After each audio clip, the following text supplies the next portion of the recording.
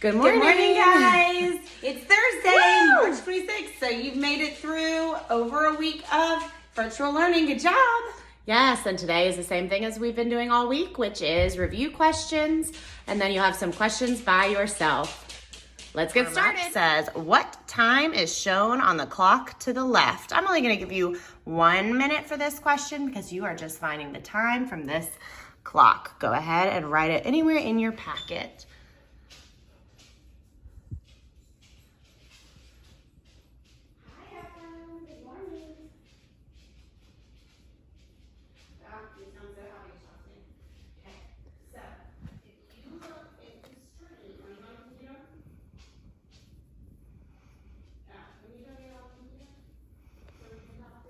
I have about 30 seconds to finish this warm-up.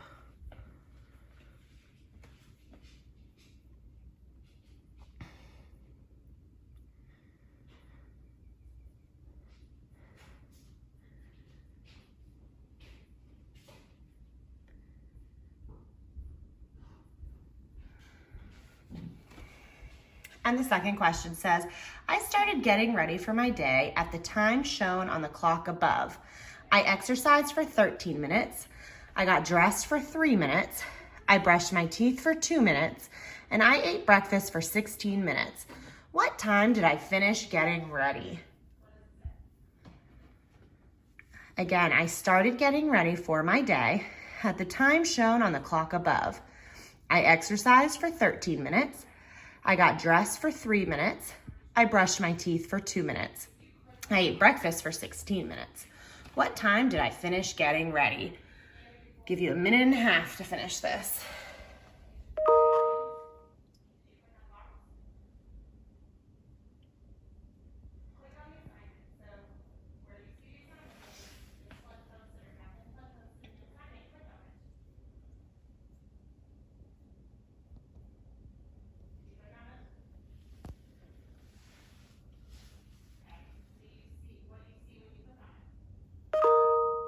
You have about 1 minute left.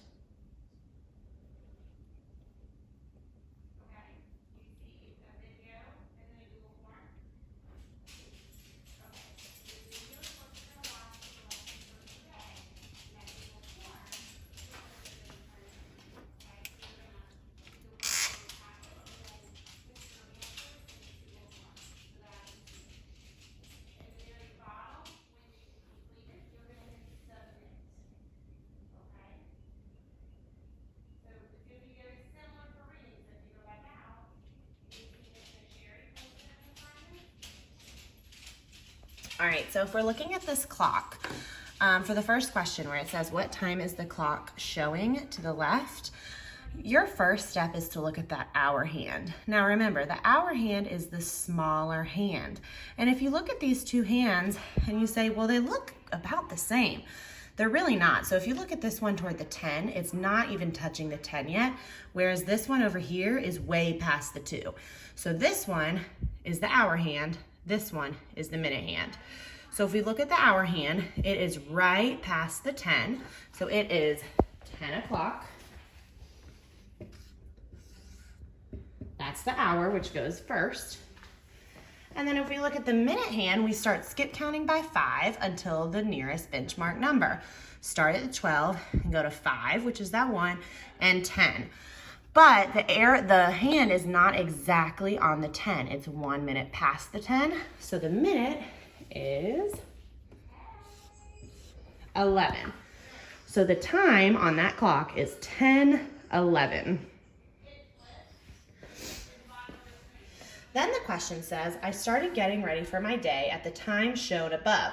So I started getting ready at 10:11. I exercised for 13 minutes. I got dressed for 3 minutes. I brushed my teeth for 2 minutes. And I ate breakfast for 16 minutes. What time did I finish getting ready? This is one of those elapsed time questions. When we have an elapsed time question, remember, we need a start time. We need to put the elapsed time. Remember, elapsed time is how much time has passed from the start time to the end time. So elapsed time is the number of minutes that has passed from the start to the finish. So if we look back on this question, it gives us the start time because it says I started getting ready at the time shown on the clock. The time shown on the clock is 10:11. So I started getting ready at 10:11. So next to that start time, go ahead and put 10:11. Okay? Then it gives us a bunch of numbers, which are all the minutes that have passed. The minutes that have passed is the elapsed time. And the question asks, what time did I finish getting ready? So we don't know the end time. Okay, but our elapsed time is all those minutes that it said. It said I exercised for 13 minutes. Okay, plus getting dressed for 3 minutes. Plus brushing your teeth for 2 minutes, plus eating breakfast for 16 minutes. So our first step is figuring out how much time passed. So we need to add up all of those elapsed time numbers, okay? I'm gonna do 16 plus 2 equals 18. 13 plus 3 equals 16. So now we can add up 16 plus 18. 16 plus 18. All right, 8 plus 6 is 14. Oop, but that 10, too big, so let's carry it. 10 plus 10 plus 10 is 30, which equals 34. So our elapsed time is 34 minutes, okay? That's not our answer. That is just adding up all of the things I had to do to get ready in the morning. So now if you remember from when we did time, we need to draw our handy dandy number line. All right, we put our start time at the start of the number line, which is 10:11. And we're trying to figure out our end time. We have to hop 34 minutes. Now, how I taught my class was to break 34 up into tens and ones. So that would be 10 plus 10 plus 10 plus 4.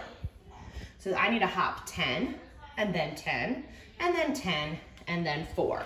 So first let's go up 10 minutes. Okay, going up 10 minutes would make us at 10:21. Going up another 10 minutes would make us at 10:31. Going up another 10 minutes would make us at 10:41. So now we've gone up 30 minutes because 10 plus 10 plus 10 is 30. So now I have to go up 4 more minutes. So 10:41, 10:42, 10:43, 10:44, 10:45. So our end time is 10:45. I'll leave it right here for you to look over.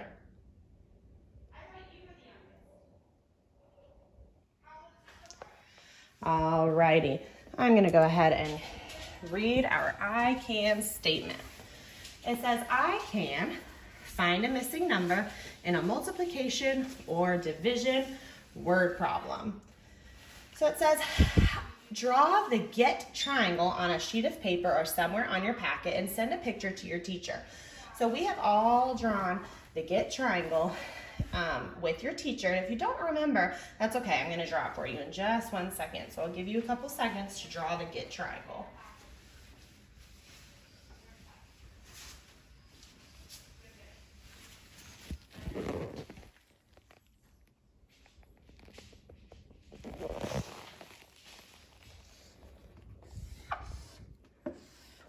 Okay, as a reminder, our total is at the top.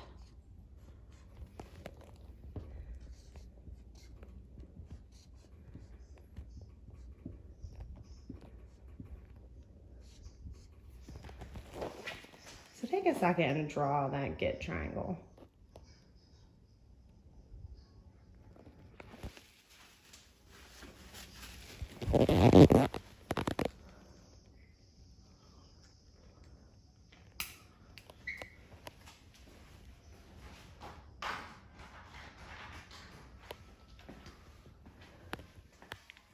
All right, so when we learned multiplication and division, we learned that the number of groups times the number in each group gives us our total.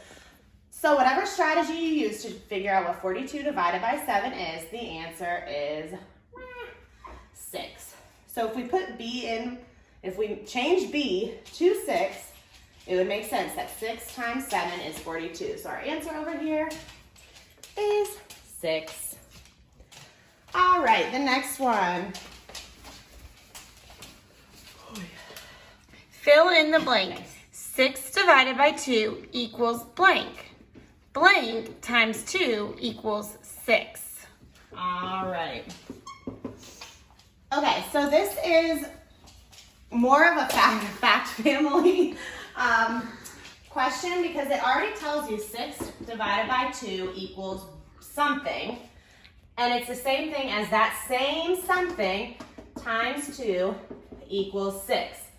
Okay, so if we solve for 6 divided by 2, you can skip count by 2 until you get to 6. 2, 4, 6. We get 3. Okay, now let's check our work to see if 3 times 2 equals 6. Double of 3 is 6, or 2, 4, 6. So our answer is 3. That was a pretty easy one. And over there, it says B, 3. Over there, right there, in B. That's fun. All right. All right, you sold 3 bracelets for $10 per bracelet today. Tomorrow, you will sell them $6 per bracelet. How many bracelets will you have to sell to earn the same amount of money? Okay, so this question, I think that it helps the most when you draw it out. So I've drawn my 3 bracelets, and I sold them for $10 for each bracelet. So I sold this bracelet for $10, I sold this bracelet for $10, and I sold this bracelet for $10. And then it starts talking about tomorrow, but first I'm gonna focus on what I sold today. So if I add all of these up, or of course did 3 groups of 10, I would get 10, 20, 30. So I sold $30 worth today on my bracelets, okay? Then the question says, tomorrow, I'm gonna sell my bracelets for $6 per bracelet. They're very happy about me selling bracelets. So if today I sold them for $30, tomorrow I'm selling them for $6 per bracelet. So today I sold them for $10 per bracelet, but tomorrow, each bracelet is just going for $6. So it asks us, how many bracelets am I gonna have to sell to earn this same amount of money? Okay, so I need to skip count by 6 until I get to 30 because I need to sell as many bracelets as I can to reach this $30, okay? So if I sell another bracelet, it would be 6 plus another 6, I would make $12. If I sold another bracelet, 6 plus 6 plus 6 would be $18. Hey, you sold 3 last time. This time you're selling 3. That's it, right? No, that can't be it because I'm trying to get to our total amount of $30. Oh, we haven't made $30 yet. I have not made $30. I've only made 18. So let's try to sell another bracelet. If I added 6 more to 18, 19, 20, 21, 22, 23, $24. Am I at 30 yet? Nope. Nope, I've only sold $24. $24. 4 bracelets and $24. Made $24. So I'm gonna sell 1 more bracelet. And if I add 6 more, then I have sold $30. You sold the same amount. I sold the same amount. And over there I see A says 30. So should I just put that? No. No, because the question asks how many Bracelets. not how much money. So how many bracelets did we sell? 1, 2, 3, 4, 5. I sold 5 bracelets to get to Ding, my ding, 30. ding, ding, ding, ding, ding, ding, ding, ding. Last month, Isaiah divided a batch of brownies by putting 10 cookies into each of 7 containers. This month, he is putting the batch into 10 containers. How many cookies will each container have? All right, so I have already drawn Isaiah's containers. So I drew 1, 2, 3, 4, 5, 6, 7 containers, because that's what the problem asked me. And I put 10 cookies in each container. And what I know is that this is one batch. This is how many brownies he makes in one whole batch. And he just divided them up into 7 containers. So first let's figure out how many total brownies are in one batch. We could do that by doing 10 plus 10 plus 10 plus 10, of course, that's repeated addition, or our 7 times 10. Okay? So if you put up 7 fingers and count by 10, 10, 20, 30, 40, 50, 60, 70. So he made 70 brownies. He just split them up this way, okay? And then it says this month he's gonna put the batch, so the batch of 70. Okay, he's gonna put this batch of 70 into 10 containers. 5, 6, 7, 8, 9, 10. So now he's splitting 70 up into 10 containers. Okay, since I have a total of 70 and I'm dividing it or sharing it into these 10 containers, I need to figure out how many goes in each container. Okay, so I'm skip counting by 10 until I get to 70. 10, 20, 30, 40, 50, 60, 70. So that means that 7 brownies go in each container. 7, 7, 7. Okay, so the question asks us how many will each container have. So our answer is 7. Dun, dun, dun, dun. Yes, Miss Flynn? 7. Oh, I thought you said 7. Oh, dum dum dum dum. Okay. Perfect. All right. So in your packet today, under Thursday, March 26th, you have some missing number questions and then 2 word problems very similar to the ones that I just did for you. So if you need to go back and watch the video while you're doing them, we encourage you to do that. After you finish these in your packet, you are going to come on over to your classwork in your Google Classroom, and you are going to scroll till it says 326 Math OA4 Review Questions. When you open it up, just like the days before, you are a test prep rock star. You write your name, then you read the question and answer it on the Google form.